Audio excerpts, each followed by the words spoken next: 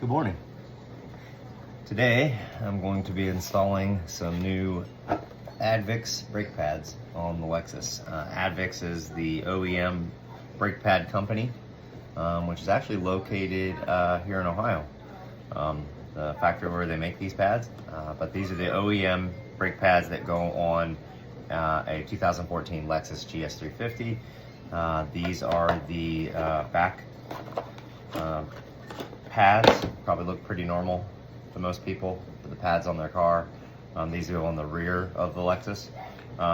They obviously already come kind of shaved like they should be to make them function without squeaking. They have the squealers on them already installed. The hardware is already on there. You have the backings on the back plates to make sure you have a solid fit. Less likely that it's going to squeal. So what we do once we get these is we take a little sanding sponge or a sander and we take the edges off. We just knock off the edges anywhere you feel a rough edge. Anywhere you feel a rough edge is probably where it can catch on the rotor and create like a squealing effect. And obviously once you get the brakes installed, you don't want that to happen. You don't want to be listening to your car squealing. So you sand all that off really good to where you can take your fingers and go around the edges. These are considered a semi-metallic pad. As you can see, there's little bits of looks like copper or metal in there. Again, this is the OEM pad meant for my car that will brake my car the best based upon the way it was manufactured.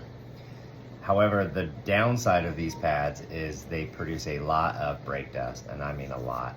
I have tried other brand pads like ceramic-based pads that work just as well but don't produce as much dust. But this particular brake change, I decided to go back with Old Faithful, the original Advix pads, just because even though I have to deal with a little more brake dust, they seem to last longer and work better.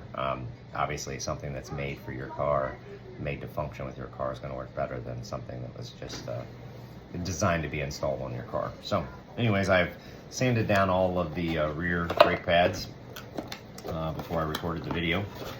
And so we'll put that away. Also, one thing that's really nice too is Advix comes with grease, molybdenum grease to install, but just in case that wasn't in there, I got my own Permatex brake so we can lubricate the contact points. So anyway, so now we're moving on to the